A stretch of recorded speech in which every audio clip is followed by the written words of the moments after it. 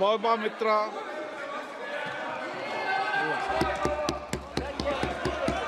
Srimati Mahbooba Mitra.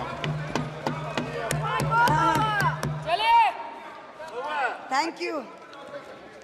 Honorable Speaker, sir, my esteemed colleagues in the 18th Lok Sabha, I stand here on behalf of my party. Pradhan, Mr. Prime Minister, Honorable Prime Minister, I would really request you, since you've been here for the better half of 1 hour, ये भी सुनते हुए जाइए sir, डरिए मत sir, डरिए मत, 2 बार आ गए sir. You came to my area twice during the campaign, sir. आज तो सुन के जाइए sir. Never mind, my bad luck. Honorable Speaker, sir, Rahul. Honorable Speaker, sir, my esteemed colleagues in this newly constituted 18th Lok Sabha, I stand here on behalf of my party, the All India Trinamool Congress. कोई बात नहीं, वो मेरे LOP है, वो already मुझे सुन चुके हैं, वो मेरे LOP है. Honorable Speaker, sir, my esteemed colleagues, in this 18th Lok Sabha, I stand here on behalf of my party, the All India Trinamool Congress, to speak on the Honorable President's address. The last time I stood here, sir, I was not allowed to speak. I was not allowed to speak. आप लोगों ने let me finish. Dimple, let me finish. House Guys, order में आने की ignore. please. Let me finish. And जिसको जाना है, please जाइए, no problem. The last time I stood here, I was not allowed to speak. But the ruling party has paid a very heavy price for throttling the voice of one MP. मुझे बैठाने का चक्कर में जनता ने आपके 63 सदस्यों 63 जन को परमानेंटली बैठा दिया.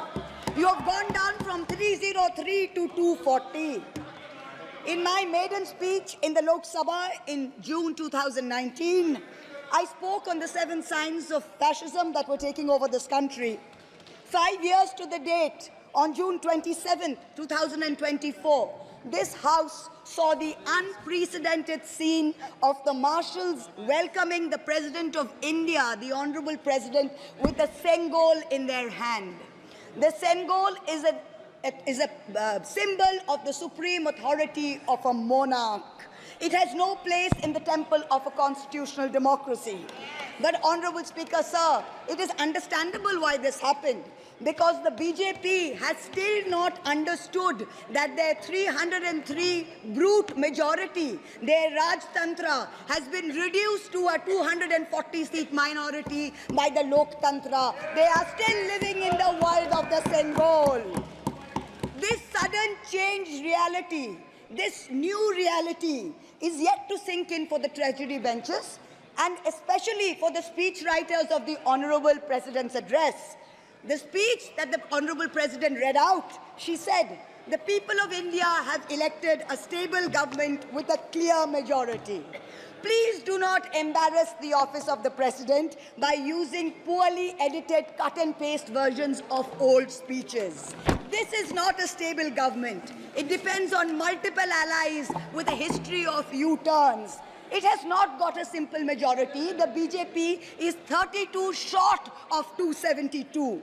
It is going to be a very hard landing for the treasury benches, as was obvious today.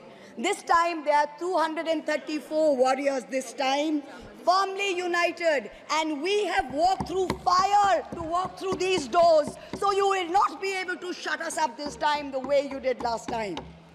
There are numerous statements in the Honorable President's address that defy even a tenuous link to truth and to reality. Like in my 2019 maiden speech when I spoke on 7 signs, today I have picked out 6 themes from the Honorable President's address, and I will analyze how each of them is an exercise in fallacy and exercise in untruth. The address covers many issues, but I have chosen 6 themes. The first theme, the Northeast.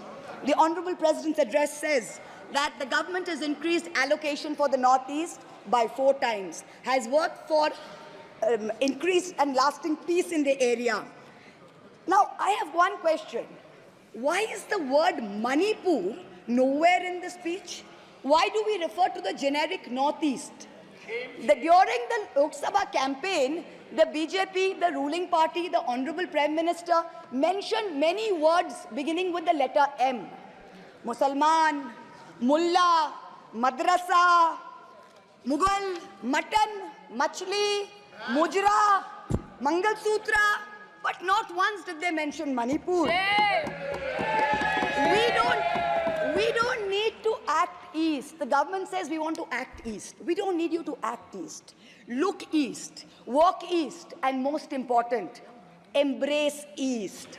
I stand here for my brothers and sisters of Manipur, and I quote the revolutionary poet Pablo Neruda. One morning the bonfires leapt out of the earth. One morning the bonfires leapt out of the earth, devouring human beings. And from then on, the fire. From then on, blood. Come, see the blood on the streets. Come, see the blood in the streets. Please go to Manipur, see the blood in the streets. The second theme in the President's address, women empowerment. The speech says, women in our country have been demanding greater representation in the Lok Sabha and Vidhan Sabhas, and today they stand empowered by the Women's Reservation Act. This is a complete untruth. Firstly, you conveniently delayed reservation for women in parliament because you actually fear women. You fear Nari Shakti. You want their support, but you certainly don't want us here. The 17th Lok Sabha had 78 women, 14.3%. The 18th Lok Sabha, this Lok Sabha, has only 74 women. 4 women less than last time, only 13.6%.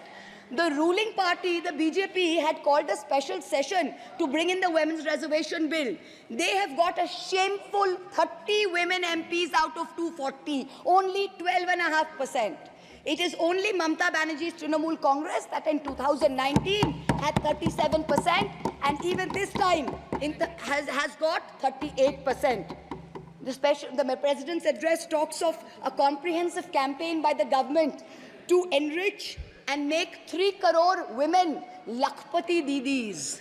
All that we have seen so far is a far more comprehensive campaign to make 1 Arabpati Dada. I'm sure I don't need to take his name in this house. I'm sure we all know who we are talking about. The third theme, Kashmir.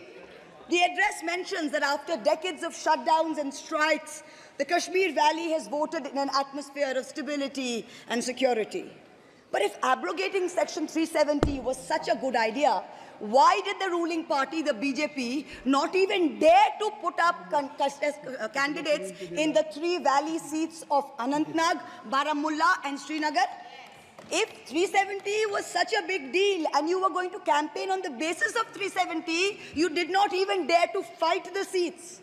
The Kashmir Valley has voted in MPs who were against your 2019 decision. You downgraded Ladakh into a union territory. You told them it was a temporary move. Today, 5 years later, the Ladakhis are still waiting. They have not got back their statehood. You have not given them a legislature.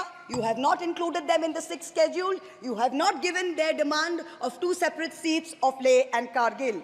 As a result, in the current Lok Sabha, the Ladakhis have relegated you to 3rd position in the Lok Sabha. You lost it.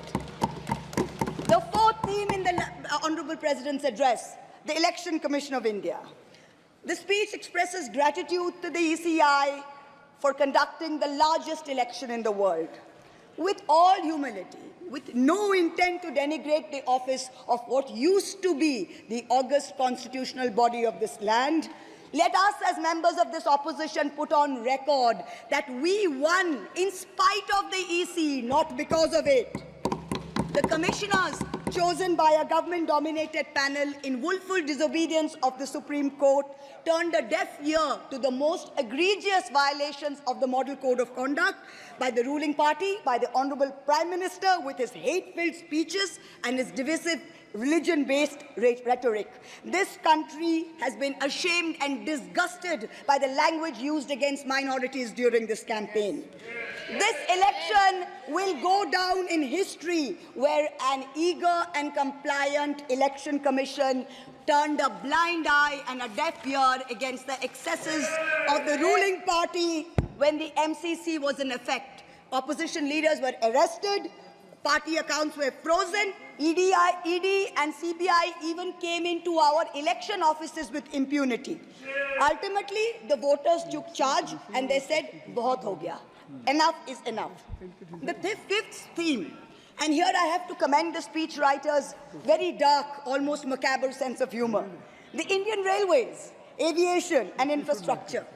The address says that work on the Ahmedabad-Mumbai bullet train is going on at a fast pace, and Indian Railways is doing feasibility studies for bullet train corridors in the north, in the south, in the east of India. Now I'm going to ask the government a question. Why are you, Honorable Chairperson? Is this a cruel joke? You are sanctioning 1,08,000 crores, 1,08,000 crores for one single Mumbai-Ahmedabad bullet train. A basic high-speed rail network costs 200 crores per kilometer. The Indian Railways is touting the Kavach anti-collision system. It's an automatic train protection system as the cheapest in the world, says 50 lakhs per kilometer is the cost. The total rail tracks in India is roughly about 126,000 kilometers. So the cost of covering all of India with Kavach is going to be 63,000 crores. All of India's Kavach costs 63,000 and one single Ahmedabad-Mumbai bullet train costs 1,08,000. Please look at the numbers. Last June in Balasore, 3 trains collided, 296 people died. The ministry said Kavach was not operational on that route.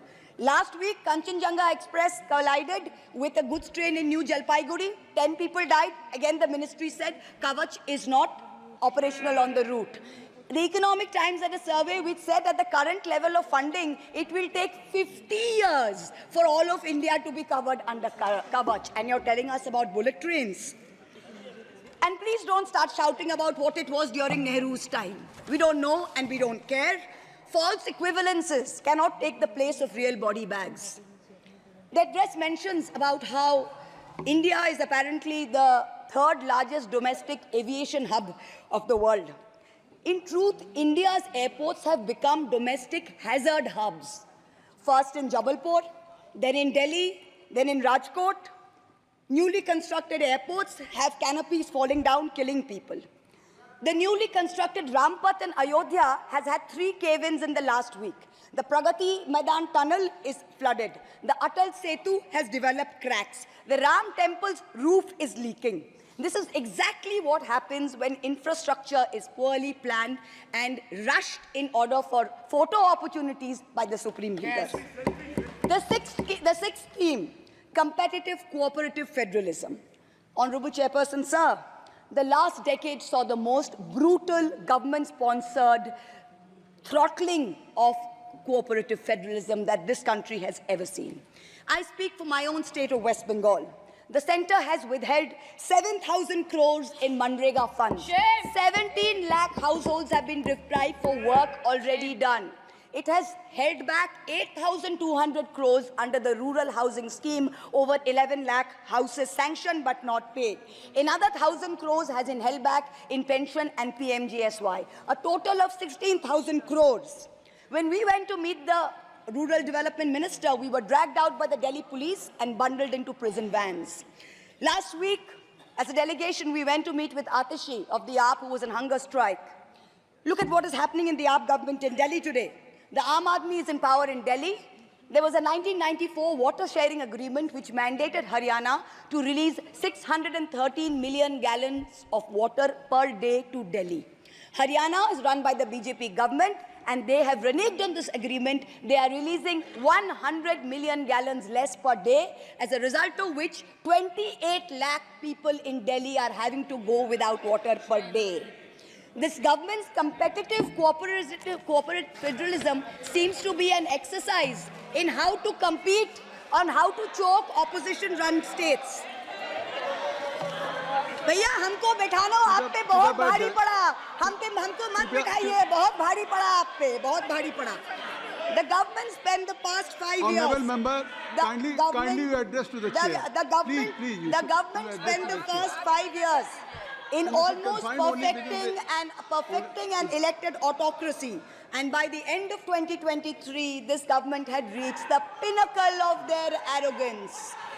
where this parliamentary democracy was replaced by a monstrous super cult, the cult of the supreme leader, the non-biological leader born of the Paramatma, who stood in this house and proclaimed, "Ab ke baar 400 par, and ek akela kitno pe bhari pada." This was the turning point.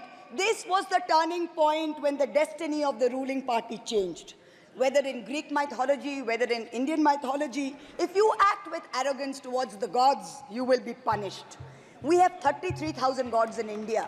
But in our democracy, the most supreme of them is the Gana Devata, the Lord of the people, and they have punished you. You may have formed a government again, but yours is a Pyrrhic victory. A victory which inflicts such a devastating toll on the victor that it is tantamount to a defeat. In Bengal, the supreme leader started his Vijay Sankalp Yatra on March 1st in the constituency of Arambagh, then came to Krishnanagar, then came to Barasat, ended on May 29th in Calcutta. मेरे ऊपर तो विशेष कृपा की उन्होंने दो बार आए. The BJP lost all these seats. The Honorable Prime Minister did 23 campaign meetings in Bengal and lost in 20 seats. In Maharashtra, the Honorable Prime Minister campaigned in 18 seats. The NDA lost in 15 of them. Ek akela kitno pe bhari pada. In Punjab, he campaigned in Hoshiarpur, in Jalandhar, in Patiala, in Gurdaspur. The BJP all lost all the 4 seats. Ek akela kitno pe bhari pada. In Rajasthan, he campaigned at Banswara with the most disgraceful references to Muslims. In outright violation of the law, the EC kept quiet. Not only did the BJP lose Banswara by over 2 lakh votes, the BJP, which had won 25 on 25 in 2019 and won the state government only months ago, came down to 14 seats. Ek akela kitno pe bhari pada. 3 states, Uttar Pradesh, Maharashtra and Bengal, account for 170 seats. That is exactly 1/3 of India. The BJP won in only 54 of them. Ek akela kitno pe bhari pada. In 2019, the Prime Minister, the Honorable Prime Minister, had taunted the now leader of the opposition by saying that he must have used a microscope to find that one single seat in India where the minority were in majority. Honorable Chairperson, sir, it is so ironic that today the majority needed no microscope to turn the BJP into a minority. जहाँ भी majority है, वहीं आप ही minority बन गए. आप तो घुस-घुस के मारने वाले थे ना, इस बार तो जनता ने घुस-घुस के मार दिया. The treasury benches have always claimed that the opposition lacked in hard work and in merit. We are all part of a Parivarvad. We are dynasts. Whereas they are proud to be part of a meritocracy. They are proud to be part of a Modi ka parivar. How ironic is it today that 20 ministers in the union cabinet are dynasts? How ironic is it that the Honorable Prime Minister has to take to social media himself to tell people that no, it is not Modi ka parivar, it is NDA, the Nitish Naidu Dependent Alliance. In January, the Honorable Prime Minister consecrated the unfinished Ram temple in Ayodhya. He said he was tasked with the divine duty of bringing Ram Lalla home. The Ram Mandir was going to ensure that not only would the BJP cross 400 seats, but that this government would last 1,000 years. The last time in history that we heard of a 1,000-year vision was during the Third Reich. This was the second time that we've heard of it. But then ultimately, Lord Ram said, stop, not in my name. Oti dorpe hoto Lanka. Too much arrogance, too much pride caused you to lose the kingdom of Lanka. The BJP lost in Ayodhya, Faizabad, where the temple is. It lost in Banda Chitrakoot, where Lord Ram meditated. It lost in Shravasti, where the son of the Honorable Prime Minister's ex-secretary said, my father has built the temple, campaigned in his name, you lost there. All the seats around Ayodhya, Basti, Sultanpur, Ambedkar Nagar, the BJP lost. ये तुम लोगों के नाम जपों में पहले सा आराम नहीं. ये तुम लोगों के नाम जपों में पहले सा आराम नहीं. जबरदस्ती के जय श्री राम में सब कुछ है, पर राम नहीं. जबरदस्ती के जय श्री राम में सब कुछ है, पर राम नहीं. Today in India, there are 2 types of leaders. Those of us who come via the voting machine And then there are many who come via the washing machine. There are still people who say, wait, you don't know Modi ji. Wait 6 months and see. The BJP will get 300 members. To them I say, no, this will not happen this time.